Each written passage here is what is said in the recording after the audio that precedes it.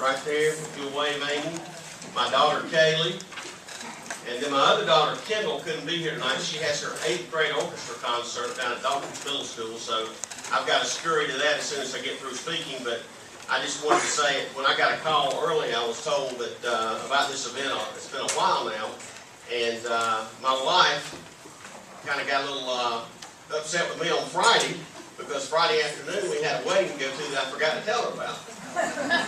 So it was hard for me to get upset with her that she forgot to tell me about what was going on tonight. So, but family is extremely important to me. A lot of you may not know, shortly after I got elected, we all get to make our inaugural speeches. And I got to introduce myself to the Senate chamber, and it was a great privilege. And at the time, my wife was carrying our 3rd child.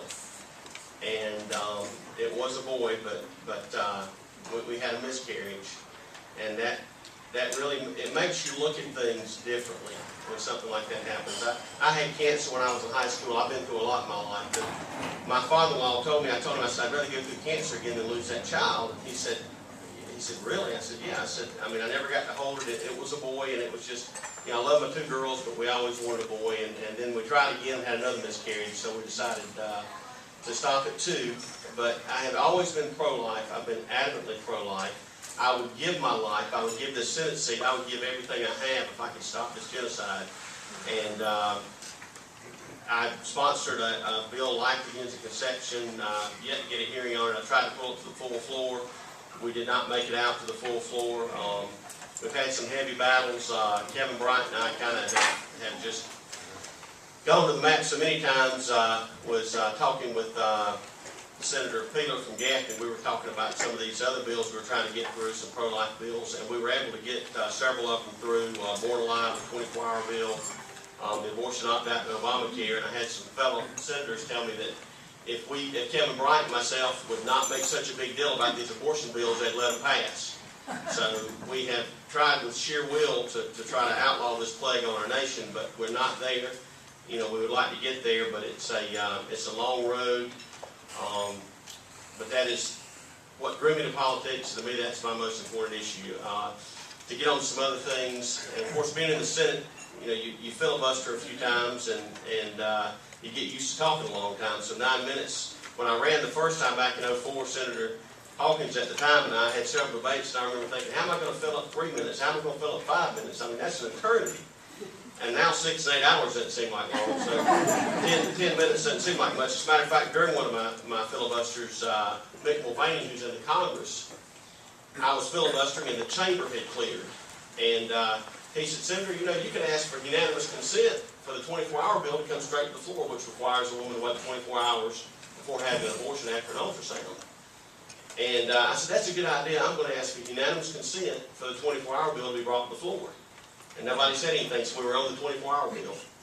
So, that I kind of get watched a lot closer when I'm up on the floor now, but that unanimous consent's a wonderful thing. Of course, if anybody else says it, then somebody always objects to try to find out what's going on, but that was just an opportunity to save the unborn when folks were asleep at the wheel. So I'm hoping that we can get a hearing and get the Life Begins at Conceptions passed. I think that but I believe that would give us an opportunity to challenge the Roe v. Wade, because Roe v. Wade, the argument was that we don't know when life begins, so they made it a right to privacy. And if we say life begins at conception in statute, I think that'll challenge that. One of my first things I did after I got elected, there was a lot of talk about judges and the type of judges we have in South Carolina and how they're elected and things of that nature. And I hope somebody will tell me when I run out of time, because I'm on the roll. So I went to one of my first joint sessions, and there was a Judge Beatty, who's on the Supreme Court now, ran against Judge Williams, and Judge Beatty won out. We won in the election. But then the next time they screened out the Supreme Court nominees, Judge Williams was not screened out. Said he was not qualified. So he was qualified one time, but was not qualified the next, which to me just doesn't seem right.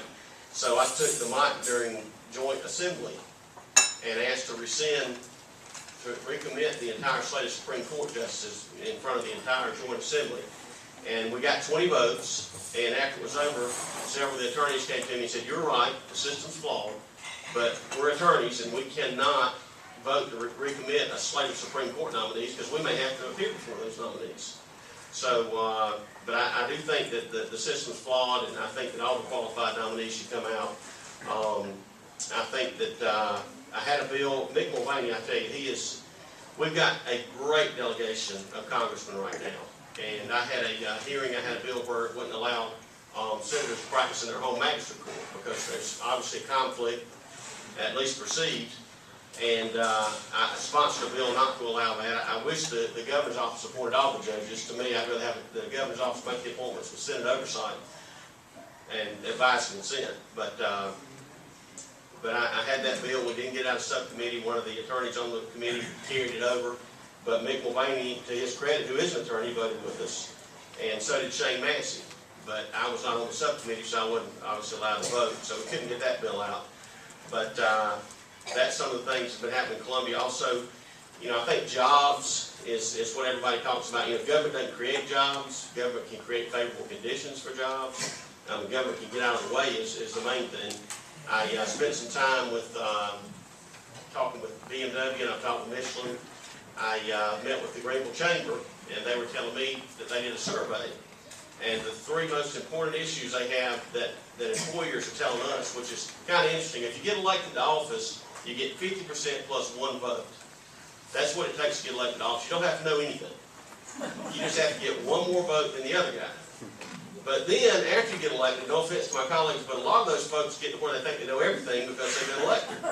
Well, we don't know. And it's best to go out and talk to the business owners that are going through, you know, the current situation. And they came out back with three things. They said we need better job training because we're having to fly people in from Michigan for these jobs that we have, because our folks are not trained to do it. And that was just astonishing. Then they told me, you know, student tax reform is something, you know, we reformed the system, but basically for years the debt continued to rise, and finally the federal government took away the student exemptions. So that's your state unemployment tax. If you don't pay into the fund, they take your exemption, so the employers had to pay that back. And basically we were able to get some money in the budget last year to deal with the student issue. It's been mismanaged for years. I mean, it's self-service gets in the way a lot of times in Columbia, and folks, they try to get along with everybody, and then they try to get those positions. And in the past, you had those positions, and I thought it was ironic that most of the members of the committee with the Department of Workforce, which prior to that was Employment Security Commission, were former legislators. And they were the ones kind of watching the fund, and Governor Sanford for years told us we were having problems, but we ignored it. So finally we had to fix it. I felt like it shouldn't be totally on the burden on the back of the employers, because it was a problem that your elected officials created, because we didn't deal with it, because we paid people that get fired for calls. We paid a teller that got fired for stealing unemployment benefits. I mean, it's treated more like a welfare system instead of an insurance policy. So we're trying to get that fixed. I passed a bill 1125 through the Senate that says if you're terminated for misconduct, that you will not receive any benefits. But you know, it's got to go through the House. We got to get it signed by the governor. Last year we had and I'm trying to cover a lot, but last year during the budget debate, several of us conservatives that get blamed for voting no on everything got together, and we met with a lot of key leaders, and we talked about, you know, they always say we're going to vote no matter what the situation, because to be honest with you, if it's not good to do, I think you ought to vote no. But we had a meeting, and we said we'll make three conditions on which we'll vote for the budget. If we can get some student tax refund, or student tax money in there to try to help the employers, if we'll suspend Terry for a year, because that's hurting our retirement system, and if we can stop the taxpayer-funded abortion, which we do have it in the budget. If we can get those three things, we'll consider voting for the budget. If we couldn't get them, Senator Peeler, we were hoping that he would be our pro tem, but it didn't work out. I voted for him, but we don't have a conservative majority. And we got a lot of folks that come up here and they talk about physical discipline, but they get down there and they do something totally different. I have consistently voted. I have an A+ with the Club for Growth. I mean, you know, the Tea Party groups, everybody that basically scores conservative voting, I've got a good score with them. So, I mean, I feel like I've done a good job, and I just want to stand on the job I've done in Columbia. And if folks want to send me back, that's great. If they don't want to send me back, then it's their decision. That's the great thing about America. I mean, we were doing the plays, and my wife will let me sing in church because she says I'm tone deaf. And she plays the piano, both my daughters can sing. But I got a little when I was singing the anthem a little bit ago. I was kind of worried if anybody could hear me because she wasn't there to tell me if I was off or not. But this is the greatest nation on earth, and we can have transition in power, and people don't have to die for it. And I mean, you think about it, you get to voice your mind, you get to vote how you vote, and at the end, then that's what elections are for. And although it gets frustrating at times, I mean, Senator Hawkins, when he was in the Senate, and I've been through it myself, the media is tough. The media can be relentless, and sometimes the story isn't the whole story. And, you know, but we go through that, and at the end of the day, you guys get to decide, not the media, not the folks writing the headlines, but the people that live in the district that get to vote. So I'm honored to serve. I would ask for 4 more years. I think there's a lot we can get done in Columbia. We just need more conservatives. So I thank you for now. I'm going to see my daughter play her instrument tonight. This is her last 8th grade thing, and it's something that I enjoy. Both my daughters, anytime they have something I make, unless it's something that I just cannot avoid, if it's something in Columbia where we've got a close vote that I've got to be there for. But I'm not missing this stuff because when I'm out of politics, I'm still going to have my wife, which will have our 20-year anniversary, and my daughters. So,